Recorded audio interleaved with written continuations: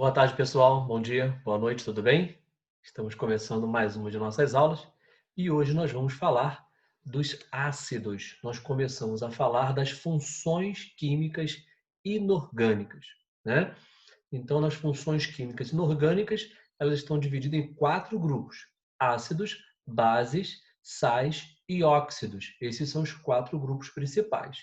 Hoje nós vamos falar mais especificamente sobre os ácidos, ok? Vamos nessa? Então, aí está. Aí está, pessoal. Sobre os ácidos, seja bem-vindo. Mais uma das nossas aulas, função química inorgânica, função inorgânica, ácido. Tá aí. Pessoal, eu trouxe aqui, né, essa foto, traz aí várias frutas cítricas, né, cortadinhas, várias rodelas, né? E aí eu trouxe isso exatamente para falar daquilo que tem muito comum no nosso dia a dia, né? Você já deve ter escutado falar de que vegetais amarelos e vermelhos possuem vitamina C. Essa vitamina C é um ácido. O principal ácido da vitamina C, né, é o ácido ascórbico, tá? É o ácido ascórbico, tá? Então, trouxe aí como curiosidade. As características dos ácidos, vamos lá. Quando estão em solução aquosa, os ácidos se ionizam, isto é, dão origem a íons, produzindo como cátion H+, exclusivamente o íon H+, ok? Então, uma característica marcante dos ácidos. Vamos lá? Outra coisa, ó. Em solução aquosa, os ácidos conduzem corrente elétrica. Lembra que nós falamos várias vezes, né, sobre eletrólitos e não eletrólitos? Está aí, ó. Quando são ácidos, eles são condutores de corrente elétrica diluídos em água, dissolvidos em água, tá? Então, uma informação bastante importante, a gente já comentou algo a respeito. Os ácidos, em geral, têm sabor azedo, né? O caso do limão, o vinagre, o tamarindo, eles contêm ácido e por isso eles são azedos. Aquele gosto azedo se deve à presença de ácidos. Vamos lá? Mais um aí. Características dos ácidos. Olha aí, mais umas características importantes. Ó. Os ácidos reagem com as bases, formando sais e água. Olha, galera, essa informação ela é fundamental, hein? Ácidos reagem com as bases, formando sais e água.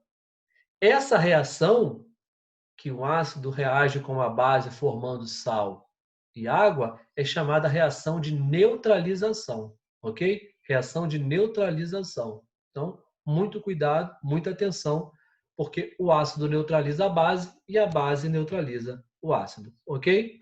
Muito bom, vamos nessa. Classificação dos ácidos, galera. Olha lá. Eu posso ter um monoácido, né? Quando ele apresenta, vou aqui pegar o canetão, vamos lá, canetão. Ó, quando ele apresenta um íon H+, ele é chamado de monoácido, ó, monácido ou monoácido, tá? Aqui, ó, só tem um H, tá vendo? Então, isso é uma característica dos ácidos. Ele pode ser diácido também, diácido. Quando ele é um ó, di 2, liberam 2 íons H+. Olha aqui. H2S, H2CO3, H2SO4. Tá vendo? Então, quando libera 2, ele é diácido. Ok? E se ele liberar 3, Diógenes? Se ele liberar 3, olha aqui. Se ele liberar 3, ó, ó, quando liberam 3, ele é um triácido, ó, H3, H3, H3, tá vendo? Então ele pode ser um monácido, um diácido ou um triácido, né? Mono 1, di 2, tri 3, né? E também temos aqui mais um. Olha que bonitinho. Tetrácido. Tetra são quantos? Tetra. É tetra, ó. Tetra de 4, né? Então, quando liberam 4 íons H+, né, é um tetrácido. Beleza? Então, ficar atento a esses detalhes, né, da classificação dos ácidos. Temos mais classificação dos ácidos mas quanto à presença de oxigênio agora. Ó, aquela primeira classificação foi quanto à presença de hidrogênio, né? Quantos hidrogênios ele tinha. Agora nós temos a classificação de acordo com a presença de oxigênio. Olha que curioso, olha que curioso, ó. Se ele é um hidrácido, ó, ele é um ácido sem oxigênio, tá? Ele é um ácido sem oxigênio. Vou colocar aqui um exemplo, ó. O HCl, por exemplo, o ácido presente no nosso suco gástrico. Tá vendo? Ó, vamos botar aqui o HI, ácido iodídrico. Tá vendo? Vamos colocar aqui, ó, o HCN, ácido cianídrico. Tá vendo? Então, se ele não tem oxigênio, é chamado hidrácido. E os oxiácidos são ácidos com oxigênio. Ih, rabisquei tudo, ó. Com oxigênio. Tá vendo? Então, aqui, ó, tem oxigênio, é um ácido chamado de oxiácido. Não tem oxigênio, hidrácido. Beleza? Viu como que não é nada do outro mundo? Muito bom, muito bom. Vamos lá, vamos adiante, vamos adiante. E quanto à volatilidade? Aí, de repente, você, meu aluno, minha aluna, tem a dificuldade aqui de saber o seguinte, professor, quando está falando de volatilidade, está falando de quê? Está falando daquelas substâncias que passam para o estado gasoso a temperatura ambiente, com muita facilidade. Ou seja, a temperatura ambiente, eles são gases, tá? Eles se volatilizam fácil, eles passam facilmente para o estado gasoso, eles evaporam fáceis. Então, quando um ácido é volátil, significa que ele facilmente vira gás. Facilmente ele vira gás, tá? Então, ele é volátil. Então, eu coloquei aqui alguns ácidos voláteis, alguns exemplos, e alguns que são fixos. O que significa fixo? É que ele se mantém a temperatura ambiente no estado líquido. Ou seja, a temperatura ambiente ele encontra-se no estado líquido. Ele não passa para o estado gasoso com facilidade. Ele não evapora com facilidade, tá? Então guardem isso. Guardem isso. Ó, volátil é aquele que evapora fácil. Ele a temperatura ambiente ele vira gás. Fixo é aquele que não passa facilmente para o estado gasoso, ou seja, a temperatura ambiente ele está no estado líquido. Beleza, beleza? Muito bom, muito bom. Então, quanto à volatilidade, é isso aí, tá? Quanto à força, aí vai depender do grau de ionização, né? Trouxe aqui alguns exemplos, ó.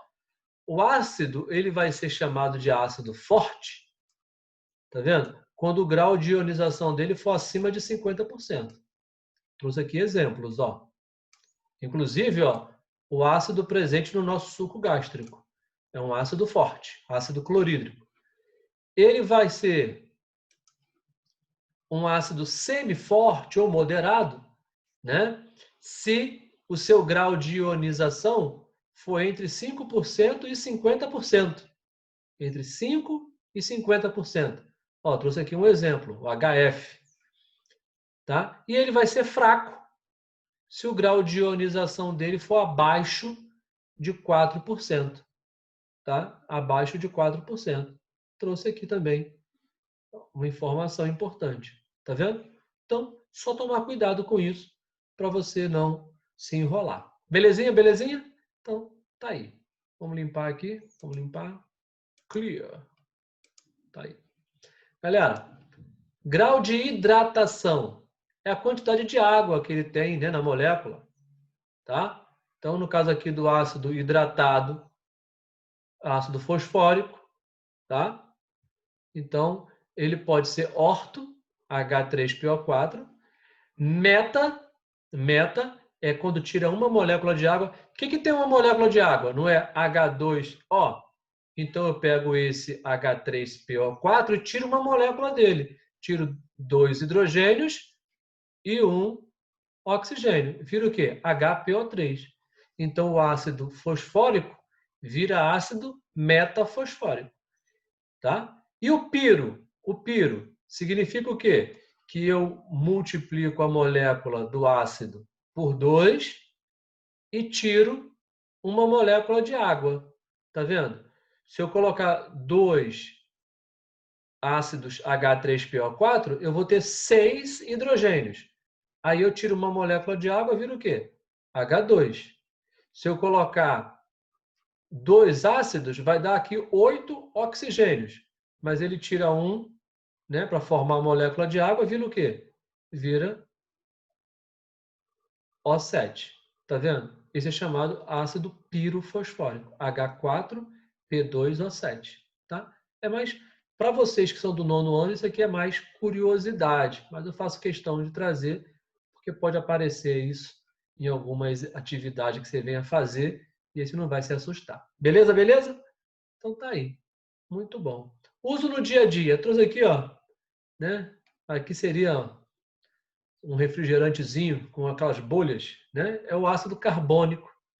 O ácido carbônico e também a água com gás, eles têm aquele aspecto mais refrescante devido à presença do ácido carbônico, né? Onde é borbulhado gás carbônico, ele reage com a água presente, formando ácido carbônico. Tá vendo? É esse cara aqui. É um exemplo aí de um uso do gás carbônico que forma ácido carbônico e dá origem, então, àquele aspecto mais refrescante da água com gás e do refrigerante. Beleza, beleza? Muito bom, galera. Assim a gente encerra a nossa primeira aula de ácidos, tá? Na próxima semana nós vamos ter mais uma aula de ácidos que vai ser sobre a nomenclatura dos ácidos. Ok? Um beijo no coração, um forte abraço.